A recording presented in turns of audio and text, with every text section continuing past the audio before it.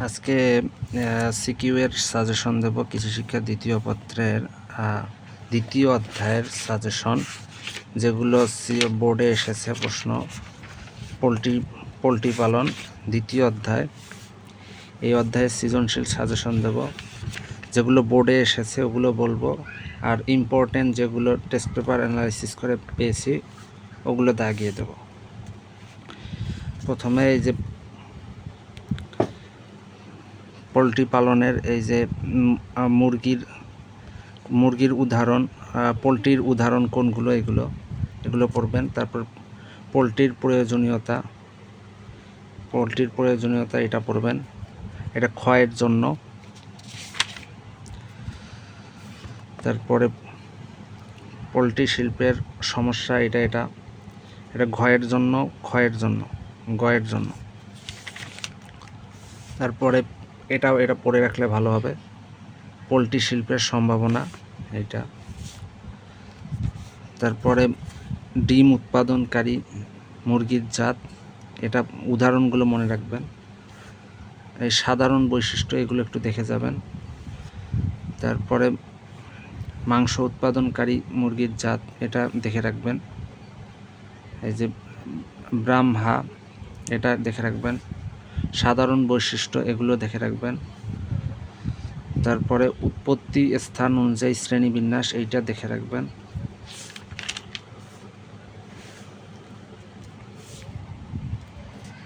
তারপরে ভূমধ্য সাগরীয় শ্রেণীর মুরগির জাতের সাধারণ বৈশিষ্ট্য, এটা গয়ে এসেছে, এটা দেখে রাখবেন। এটা দেখে রাখবেন হোয়াইট লেগ হর্ন, এটা দেখে রাখবেন। তবে এটা অনেক ইম্পর্টেন্ট, ফায়োমি এর বৈশিষ্ট্য, এটা দেখে রাখবেন।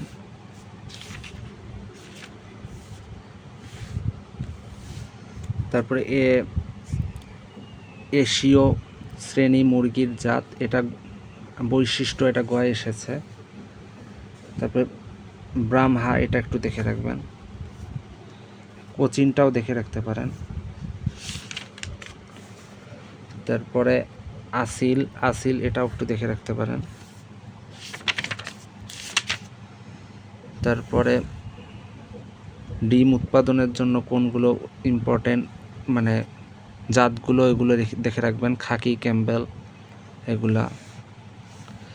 তারপরে পেকিং এটা দেখে রাখবেন। তারপরে মাস্কোভি, এটা দেখে রাখবেন।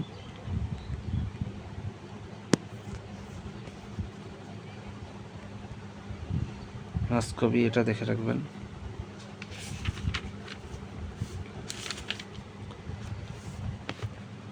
তারপর ইন্ডিয়ান রানার, এটা দেখে রাখবেন। তবে খাকি ক্যাম্বেল, এটা কয় এসেছে।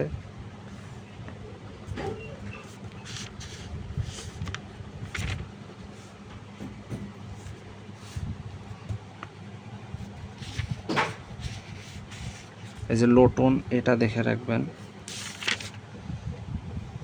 আর এইটা ইম্পর্টেন্ট, এটা কয়ের জন্য অনেক ইম্পর্টেন্ট, এই অংশগুলো। এর মধ্যে যেগুলো এসেছে, পুলেটটা এসেছে, এটা কয় এসেছে। তারপরে ককরেল, এটা দেখে রাখবেন। তারপরে কেপন, এটা দেখে রাখবেন। তারপর ডে ওল্ড চিক, এটা দেখে রাখবেন। বেবি চিক, এটা দেখে রাখবেন। তারপরে ডাকলিং, এটা দেখে রাখবেন।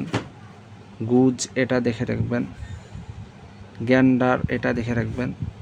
আর স্কোয়াব এটা এসেছে, কয় এসেছে, এটা দেখে রাখবেন। তারপর পোলট্রি খামারের পরিকল্পনা বিষয়ের এই যেগুলো গ্রহণ করবেন এগুলো, এটা গয়ে এসেছে।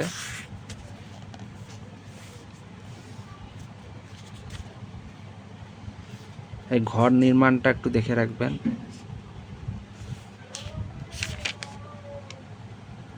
এইটা সৃজনশীল আসতে পারে, এটা একটু দেখে রাখিয়েন, এই চিত্র দিয়ে আসতে পারে।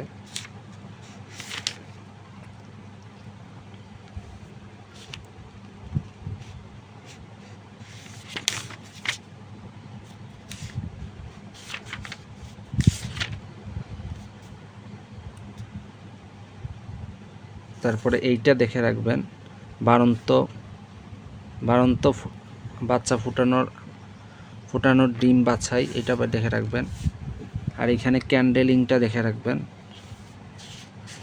তারপরে ডিম ফুটানোর পদ্ধতি কৃত্রিম এবং প্রাকৃতিক, এই দুইটা ছক আকারে আসতে পারে। এই যে প্রাকৃতিক পদ্ধতি, এটা গয় এসেছে বোর্ডে। তারপর কৃত্রিম পদ্ধতিটা ইনকিউবেটর পদ্ধতি, এটার আসছে পরীক্ষায়। ইনকিউবেটর পদ্ধতির ফুটানোর পদ্ধতি এইটা আসে, এটা দেখে রাখবেন। এর ইনকিউবেটরের শর্তাবলী এটা দেখে রাখবেন। তারপরে কৃত্রিম ও প্রাকৃতিক পদ্ধতির মধ্যে তুলনা, এটা গয় এসেছে বোর্ডে গ। আর এখানে কৃত্রিম পদ্ধতিতে আলাদা করে এসেছে গ। তারপর এইটা অনেক ইম্পর্টেন্ট, এটা এই প্রশ্নটা, ডিম অনুর্বরের কারণ, এটা ক্ষয়েও আসে অনেক এবং গয়েও এসেছে, এটা দেখে রাখবেন। তারপরে মুরগি পালনের পদ্ধতি 3টা আছে, এই 3টার মধ্যে দেখে রাখবেন। তারপর অর্ধমুক্ত পালন, এটার সুবিধা, এটা একটু দেখে রাখবেন। এটা ঘয়ে এসেছে, এটি বেশি উপযোগী। তারপরে খাঁচায় মুরগি পালন, এটা এসেছে, এটা ঘয়ে এসেছে। তারপরে মেঝেতে এটা সুবিধা, এটা একটু দেখে রাখবেন।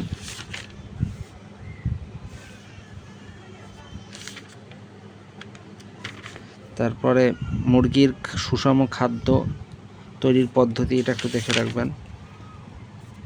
তারপর এটা ক্ষয়ে এসেছে, হাঁস মুরগির সুষম খাদ্যের প্রয়োজনীয়তা, এটা ক্ষয়ে এসেছে।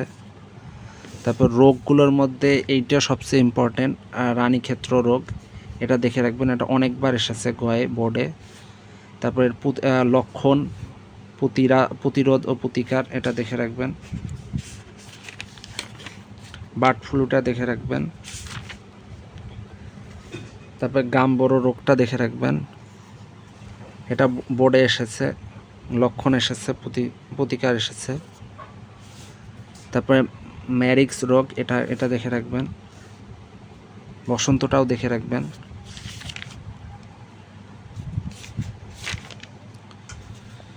তারপরে কোয়েল পালনের পরিচিতি ও বৈশিষ্ট্য এখান থেকে এসেছে, এটা বোর্ডের। তারপরে এটা কোয়েল পালনের গুরুত্ব, এটা ক্ষয়ে এসেছে, এটা দেখে রাখবেন।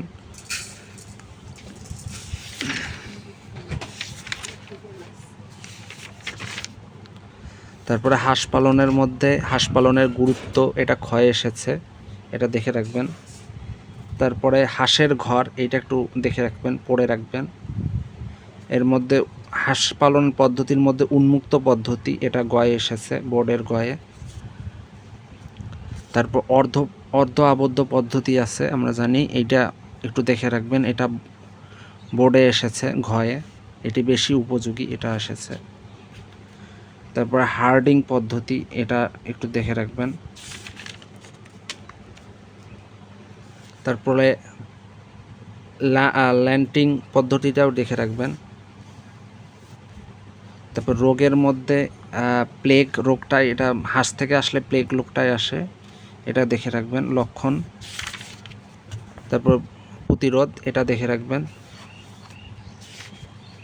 রাজহাঁস পালনের গুরুত্বটা, এটা ক্ষয়ে আসে, এটা দেখে রাখবেন, এটা বোর্ডে এসেছে ক্ষয়ে। তারপর কবুতর পালনের গুরুত্ব, এটা ক্ষয়ে এসেছে, এটা দেখে রাখবেন, বোর্ডের ক্ষয়ে।